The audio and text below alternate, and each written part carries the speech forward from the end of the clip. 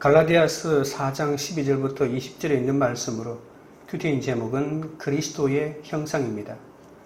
헬라 로마 사회에서 어린 상속자는 유산을 물려받을 자격이 있다고 할지라도 후견인과 그의 재산을 보호하는 청지기의 영향 아래에 있어야 했습니다.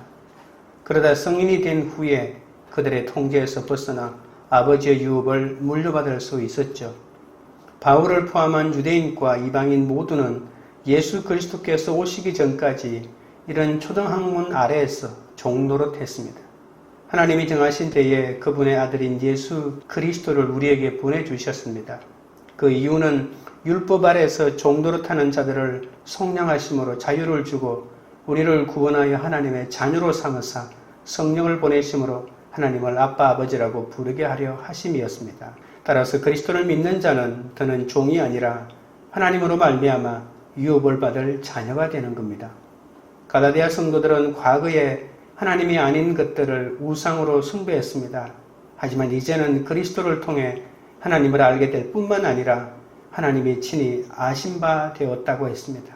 그런데 그런 그들이 안식일, 유월절 등 유대인의 절기를 지키는 일에 열심을 내므로 다시 율법주의로 돌아가려고 하고 있죠.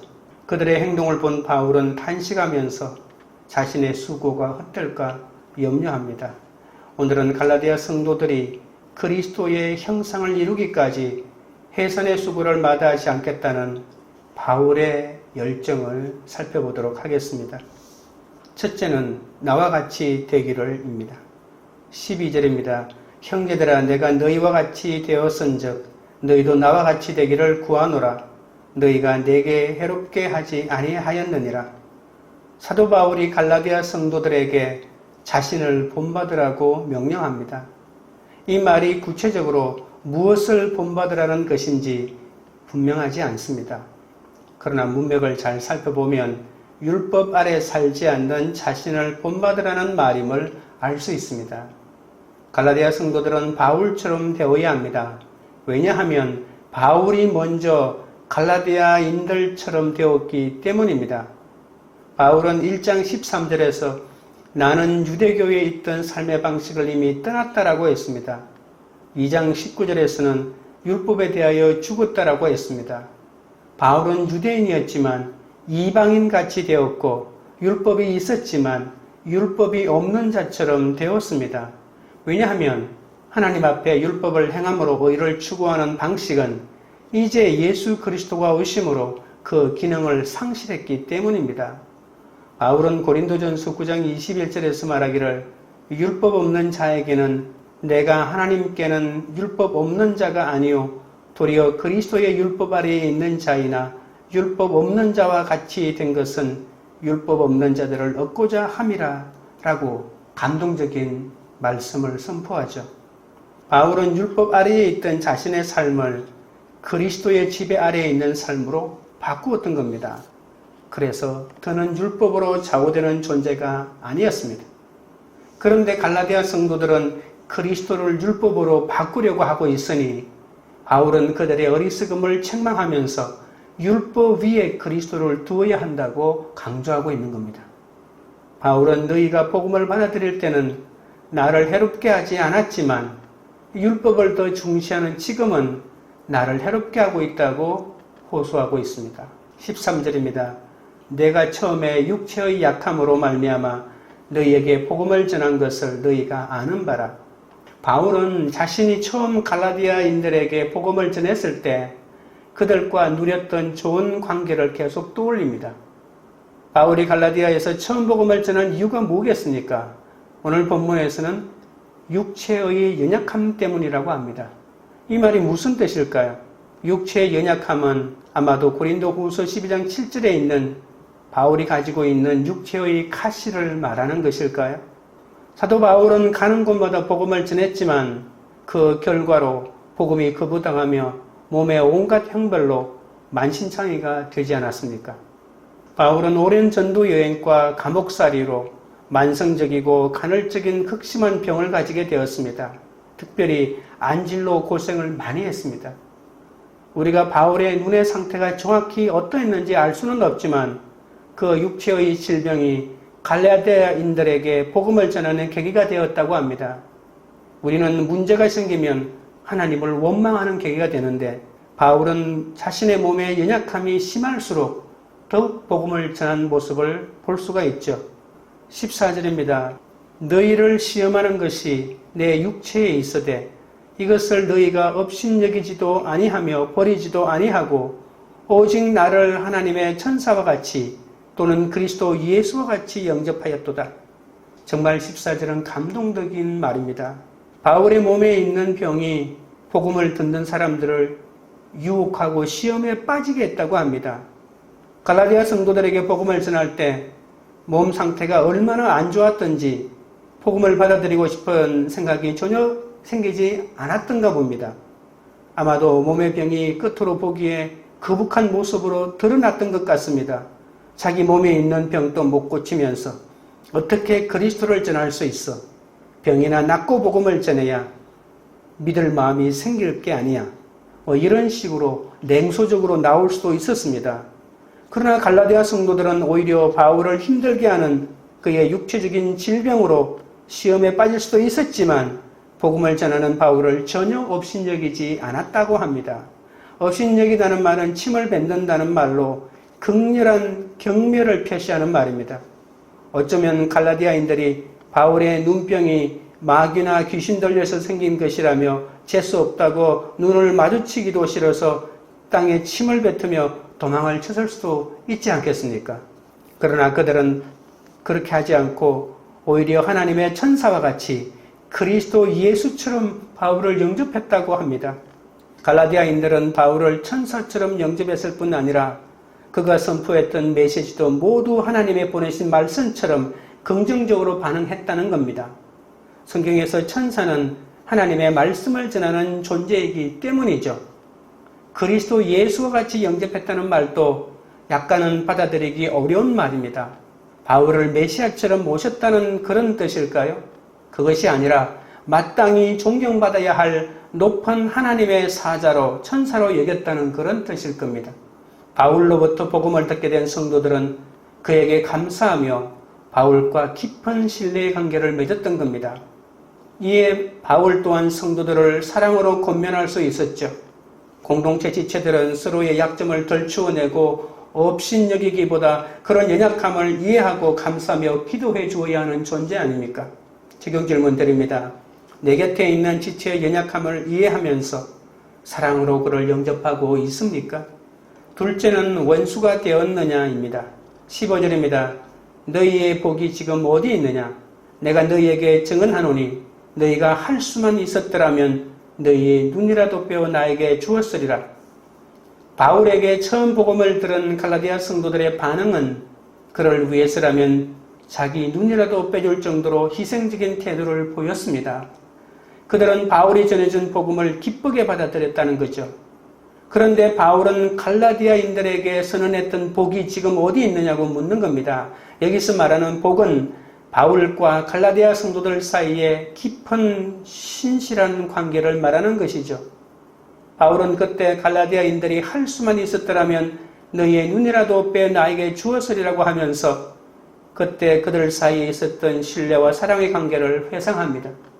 갈라디아인들은 바울이 처음 방문했을 때 자기 자식에게도 해주기 힘든 자기 눈을 빼주겠다는 존경심과 자기 희생적인 사랑으로 바울을 대했다고 말하고 있습니다.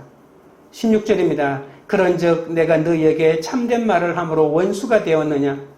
이제까지는 과거를 회상했다면 오늘 16절에서는 원수가 되었느냐는 현재 상황을 말하고 있습니다. 바울은 지금 또 여전히 갈라디아에서 복음의 진리를 외치고 있습니다. 예전에는 복음의 진리를 선포하여 믿음과 사랑으로 하나가 되었는데 지금 또 바울이 여전한 방식으로 복음의 진리를 선포하고 있는데 왜 지금은 원수가 되었느냐고 말합니다. 복음의 진리를 옛날에도 외쳤기 때문에 사랑과 신뢰의 관계가 되었는데 지금 또 여전한 방식으로 똑같이 복음의 진리를 말하고 있는데 왜 지금은 원수가 되었느냐고 탄식하고 있는 것이죠. 바울이 전하는 복음의 진리는 복음이 은혜로 값없이 주어지는 동시에 오직 은혜라는 수단으로 받아들여지고 살게 된다는 것 아닙니까? 바울은 율법이 아닌 오직 은혜로 사는 그 진리를 위해 지금 싸우고 있는 겁니다. 갈라디아 성도들과 친밀한 관계가 원수의 관계가 되었다고 하더라도 바울은 율법으로 얻는 구원이 아닌 은혜로 얻는 구원의 진리의 복음을 외칠 수밖에 없는 것이죠. 17절입니다. 그들이 너희에게 대하여 열심 내는 것은 좋은 뜻이 아니요 오직 너희를 이간시켜 너희로 그들에게 대하여 열심을 내게 하려 함이라. 바울은 갈라디아 성도들을 설득력 있는 논리보다는 감정과 지난 시절의 우정에 근거하여 호소하다가 갑작스럽게 거짓 교사들의 동기에 대하여 말하기 시작합니다. 17절 제일 앞부분에 나와 있는 그들이라고 하는 말은 거짓 교사들을 말하는 것이죠. 갈라디아 성도들이 이렇게 된 것은 다 이 거짓 교사들 때문입니다. 바울이 잘못된 복음을 전하고 있다는 거짓 교사들의 꾀임에 빠져 바울을 적으로 생각하며 오히려 바울을 비난하고 있는 것이죠. 갈라디아 교회에 들어온 거짓 교사들이 바울과 성도들 사이를 갈라놓았습니다. 그들은 오직 자신들이 전하는 가르침만 따르게 함으로써 갈라디아 성도들과 바울을 분리했습니다. 거짓 교사들은 누군가에게 깊은 관심을 두거나 호감을 얻는데 얼마나 열심인지 모릅니다. 그러나 이들의 열정은 선한 것이 아니라고 바울은 단호하게 진단합니다. 나쁜 의도를 마음에 품고 의도적으로 접근한다는 것이죠. 바울은 갈라디아 성도들을 위하여 하나님의 열심으로 접근하고 있지만 거짓 교사들은 오히려 정반대로 접근하고 있습니다. 갈라디아인들을 향한 순수한 관심이라기보다는 거짓 교사들은 그들을 빼내서 이간시키기 위하여 큰 열심을 내고 있는 겁니다. 18절입니다. 좋은 일에 대하여 열심으로 사모함을 받으면 내가 너희를 대하였을 때뿐 아니라 언제든지 좋으니라.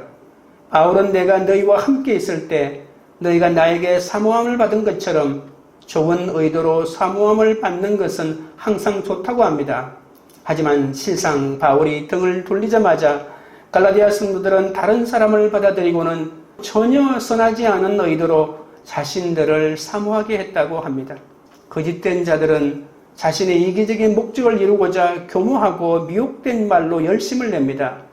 반면에 상대를 위한 진실한 조언과 사랑의 책망은 불편할지라도 결국 그 사람을 구원의 길로 인도하는 것이죠. 적용 질문 드립니다. 현재 나는 무엇에 열심을 내고 있습니까? 열심을 낸다면 그 이유는 무엇입니까? 셋째는 해산하는 수고입니다. 19절입니다. 나의 자녀들아 너희 속에 그리스도의 형상을 이루기까지 다시 너희를 위하여 해산하는 수고를 하노니. 바울은 갈라디아인들에게 다시 직접적인 호소를 합니다. 갈라디아 성도들을 나의 자녀들이라고 부르고 있지 않습니까? 바울이 복음으로 낳은 그들은 그에게는 영적 자녀였습니다. 하지만 성도들은 회심 이전의 상태로 돌아가 버렸습니다. 바울은 그런 그들을 다시 그리스도와 연합하도록 어머니처럼 해산하는 수고를 감수하겠다고 밝힙니다. 이 말은 바울이 얼마나 갈라디아 성도들과 누렸던 따뜻한 관계를 다시 회복하기 원하는지를 보여줍니다. 바울은 갈라디아 성도들은 자신의 자녀들처럼 여긴다고 하면서 그 자녀들을 품은 어머니의 심정으로 그들에게 다시 복음의 진리로 돌아오라고 말하고 있습니다.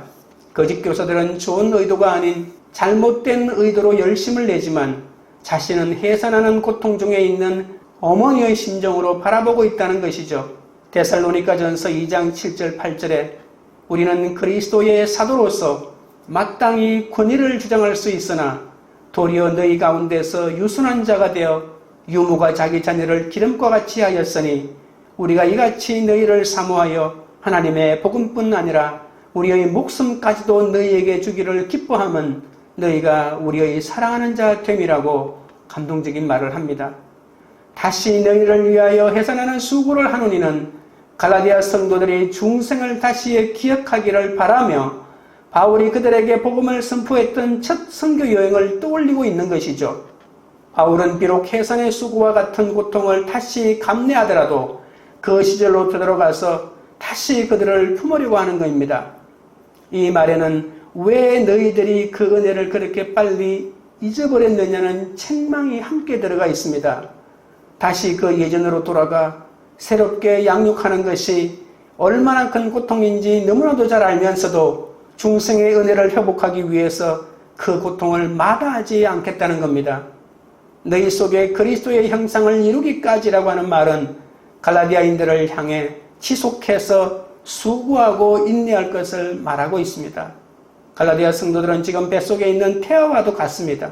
태아가 완전한 사람의 형상을 이루는 것처럼 그리스도가 그들의 삶을 완전히 주장하셔서 더는 안정된 영적 상태로부터 어떤 변화도 일어나지 않을 때까지 바울은 만족하지 않고 해산의 쑥으로 그들을 양육하고 훈련하면서 그들을 말씀의 진리로 이끌겠다고 하는 겁니다. 20절입니다.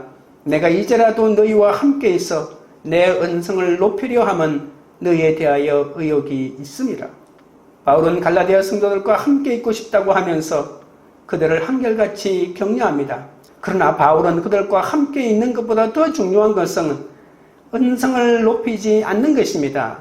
바울은 이것을 얼마나 소망하고 있는지 모릅니다. 할 수만 있다면 다시 복음의 진리에 순복하라고 논쟁과 책망의 어조로 그들을 부르기를 원하지 않는다고 하는 겁니다. 말을 듣지 않는 자녀에게 은성을 높이면서 계속 반복적인 지시를 하는 것이 얼마나 고통스러운 것인지 부모들은 잘 알고 있지 않습니까? 바울은 갈라디아 성도에게 전했던 그 복음의 유익을 아직도 이해하지 못하고 또 누리지도 못하고 있는 것에 대하여 얼마나 놀라워하고 있는지 모릅니다. 너희에 대하여 의욕이 있음이라고 하는 말은 나는 너희에 대하여 너무나도 놀랍다라고 하는 말입니다.